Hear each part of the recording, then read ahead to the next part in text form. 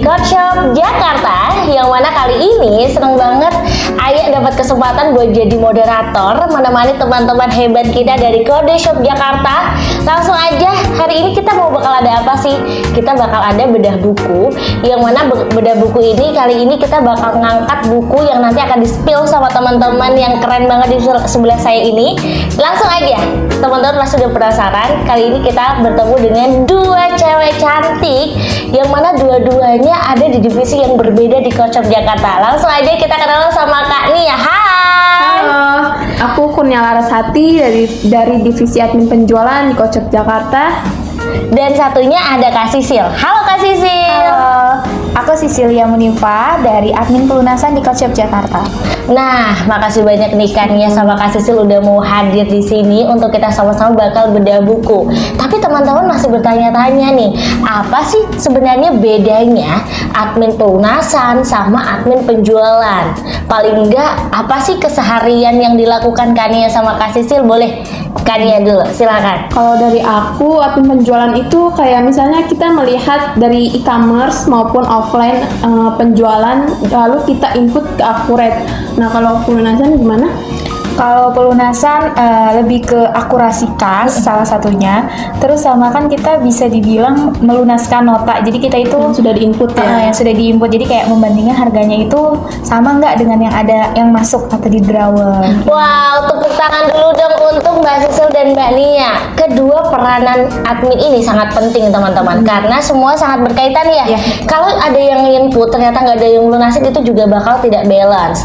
Maka dari itu secara administratif, kedua wanita cantik di sebelah saya itu memiliki peranan yang sangat penting. Baik, langsung aja Kak Nia. Hari ini Kak Nia dan Kak Sisil kita bakal bedah buku apa sih? Boleh di-spill teman-teman di sini? Bedah buku The Psychology of Money, kita bakal di bab 17. Wow, udah jauh banget nih, udah sampai bab 17. Nah, baik, langsung aja kali ini kita akan ngebahas bab 17, yang mana teman-teman Mbak Nia maupun Kak Sisil, kita akan ngebahas tentang apa sih judul di bab 17 ini? Jadi di bab 17 itu judulnya godaan pesimisme. Optimisme kedengaran seperti penawaran penjual. Pesimisme kedengaran seperti seseorang yang mencoba membantu Anda. Jadi di sini tuh secara garis besar godaan pesimisme adalah dijelaskan dari pertama itu tentang kasus-kasus yang tidak berhubungan dengan uang, tapi tentang paham, suatu paham. Baru di terakhir-terakhirnya disambungkan dan direlasikan dengan uang gitu. Wow, luar biasa banget ya. Sebenarnya ketika kita mendengar paham atau tentang pesimisme, optimisme, mungkin secara pertama kali pendengaran mungkin apa sih itu yang dimaksud? Nah, kita belum tahu nih. Nah, tenang aja teman-teman, karena kali ini kita bakal ngasih tahu sebenarnya apa sih maksud dan tujuan atau insight yang bisa kita petik dari bab 17 ini. Nah, kalau dari Mbak Sisil apa nih? Kalau dari aku kan di sini ada tentang optimisme sama pesimisme. Itu kan kalau misalkan dalam kata kerja itu adalah tolak belakang. Nah, kalau di sini itu optimisme adalah taruhan terbaik bagi kebanyakan orang, karena dunia itu cenderung membaik bagi kebanyakan orang pada sebagian besar waktu. Tapi kalau misalkan pesimisme itu sebenarnya lebih punya tempat istimewa dalam hati kita, karena pesimisme itu bukan hanya tentang lazim daripada optimisme. Pesimisme juga kedengeran lebih cerdas, karena dia itu kayak lebih memukau secara intelektual gitu kedengerannya. Baik, berarti optimisme sama pesimisme yang akan dijelaskan di buku ini sebenarnya berbeda ya sama makna yang kita sering dengar. Kayak pesimis, berarti pesimis tuh kayak kita minder, nggak pede. Atau kalau optimis tuh kayak kita, nah kalau optimisnya benar menarik karena ada hal yang menjanjikan di luar sana yang membuat kita itu tertarik untuk menuju ke sana, gitu ya teman-teman ya. Jadi optimis untuk kita tuh bisa ngeraih itu. Dan kali ini coba apa sih insight yang membuat Mbak Sisil ini menarik banget nih di bab 17, dan ini bisa jadi disebarluaskan nih teman-teman untuk ini loh knowledge yang bisa kita ambil dari bab 17. Nah, kalau di bab 17 di bagian godaan pesimisme, misalkan kalian mau baca nih, di bukunya dia ada di paling akhir bab 17. Boleh. Jadi ini salah satu ceritanya itu tentang pesawat terbang ya. Jadi namanya itu Wright dan Thomas. Dia itu salah satu yang ibaratnya membuat kapal terbang di tahun 1908. Pada saat itu kan yang namanya pesawat terbang itu lazim ya, ibaratnya yang kita tahu yang bisa terbang itu ya cuma burung. Betul. Ya kan, jadi itu kayak misalkan mungkin kalau zaman dulu dibilang, ih lu gila deh, mana ada lu bisa Nggak terbang. mungkin gitu ya, nggak mungkin. Nah itu pesimisme kan salah satunya. Betul. Nah, tapi mereka itu berdua bersaudara ini membuktikan kalau ternyata kapal terbang itu bisa loh ngangkut orang. Tapi memang waktu pas dia udah mengangkut itu selang berapa tahun tuh baru kayak para wartawan, reporter baru kayak ngasih tahu nih ke dunia, Oke. ada nih pesawat terbang benar Ada nih. real. Ada yang benar-benar membuktikan sebuah alat transportasi dia bisa terbang begitu ya. Iya. Tapi itu lama sekali ya Mbak Sisil ya. Kalau dari cerita di buku ini, proses memang kejadiannya bisa terbang sampai di push, sampai diberitakan itu sangat lama ya. Iya, karena suatu yang optimis atau optimisme membutuhkan penelitian yang lebih dari setahun, 2 tahun Betul. ke belakang, 5 tahun ke belakang, baru orang bisa percaya. Betul.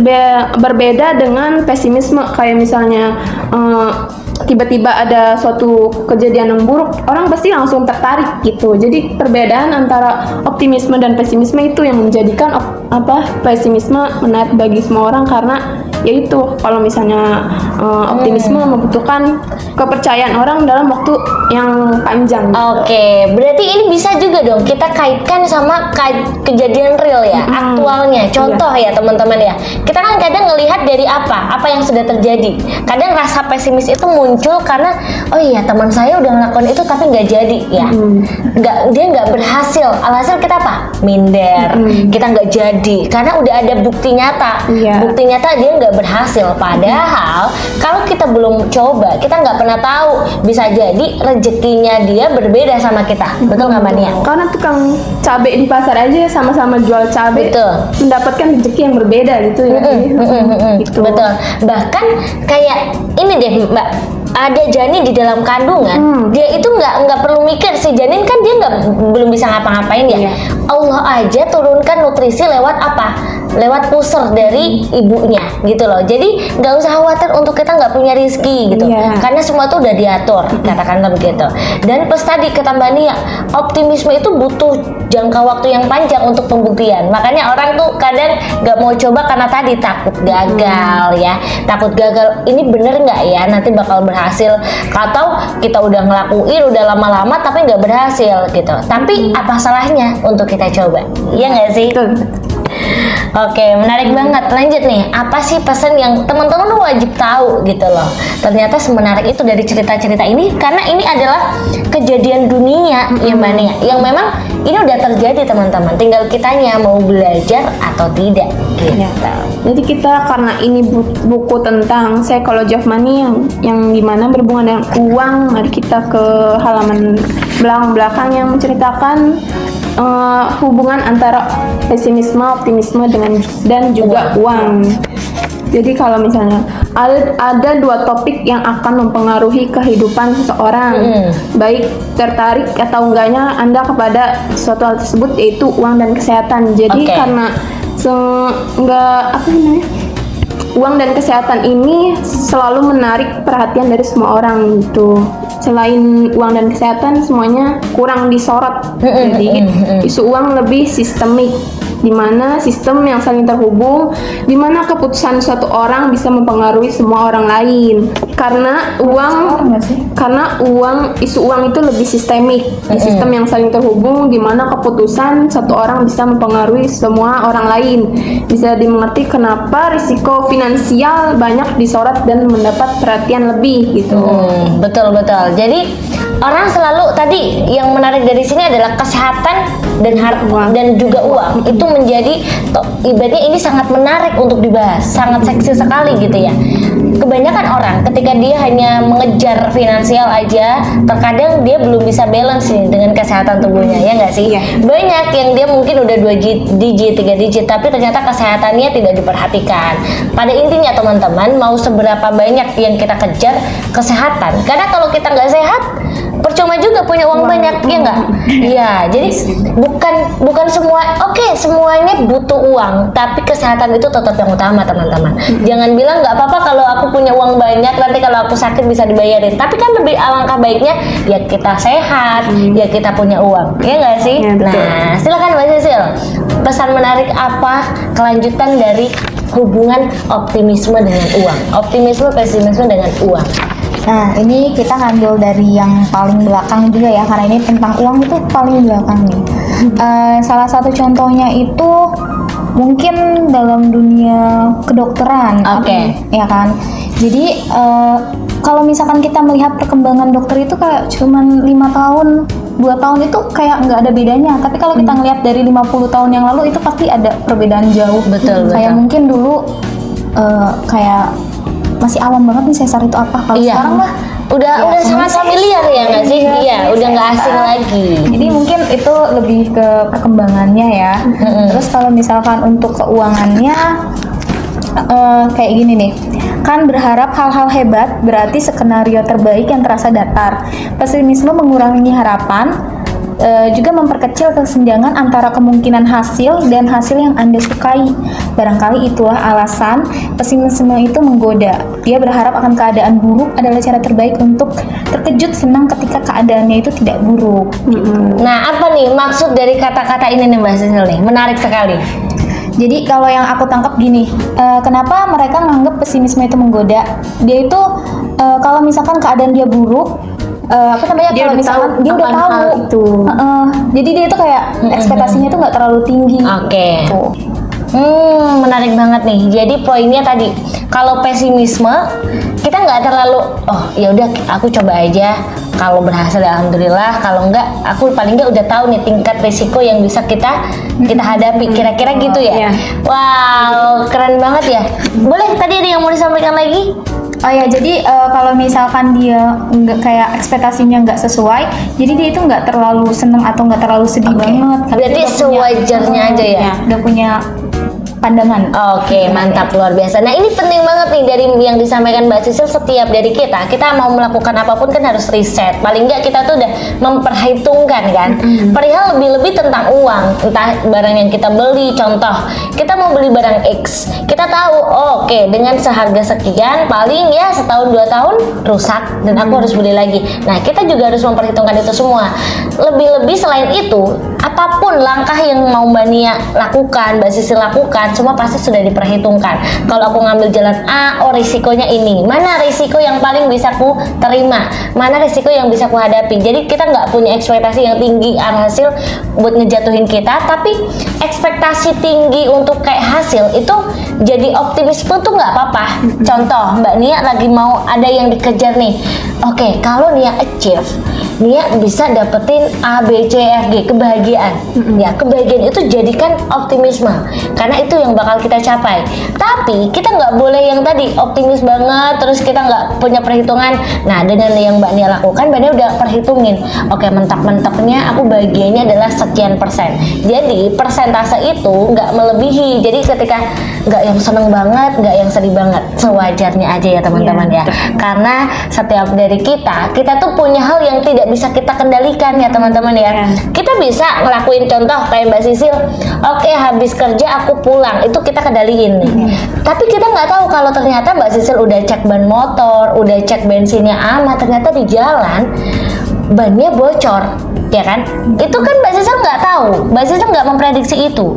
Tapi Mbak Sisil pasti udah ada nih dana darurat, yang mana karena Mbak Sisil adalah perjalanan jauh, pasti Mbak Sisil, oke, aku nggak tahu ini bakal bocornya di hari apa, tanggal berapa, tapi aku udah persiapin itu, ya nggak? Betul? Sesederhana itu teman-teman, semua hal harus kita persiapkan.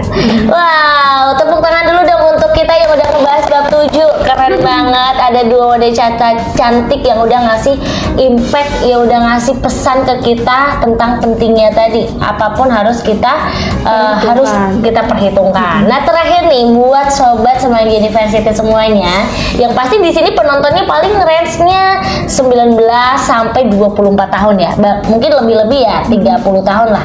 Apa sih pesan atau kira-kira Mbak Nia ingin berpesan apa ke teman-teman? Dan Mbak Sisil, boleh dimulai Mbak Sisil. Buat seluruh seluruh yang menonton video ini? Kalau pesannya, kalau aku lebih ke kalau misalkan nih kalian pengen kayak punya buku motivasi atau apa, kalian bisa banget baca ini karena ini tuh bener-bener relatable banget sama dunia kita. Jadi ini tuh memang kan dia mempelajari ini tuh bukan cuman dari yang sebelum-sebelumnya. Betul, Jadi betul. kayak dari ceritanya itu bukan kejadian yang baru-baru ini Iya. terjadi, tapi itu udah lama. Jadi kalau misalkan untuk kayak kita pelajaran atau pengalaman, ini bagus banget bukunya. Bagus banget, mantap, luar biasa. Lex, langsung dari Mania. Kalau aku nambahin dari Mbak Sisil, aku kan pernah lihat review ini di channelnya Felixandra TV. Oke. Dia berkata, di judul YouTube-nya itu ini adalah buku paling intelektual yang paling seksi tentang uang. Jadi kalau misalnya kalian mau tahu tentang uang, seluk-beluk uang, bagaimana mengatur uang dan lain sebagainya, bisa kalian baca buku ini. Oke teman-teman, jadi langsung aja, nggak perlu ragu-ragu untuk teman-teman bisa dapetin keseluruhan insight-nya dengan membaca langsung buku Psychology of Money. Dan terima kasih banget kepada Mania dan juga Mbak Sisil atas waktu yang udah diberikan. Semoga apa yang kita berikan hari ini bisa bermanfaat dan pastinya bisa teman-teman implementasikan ke kehidupan nyata selanjutnya.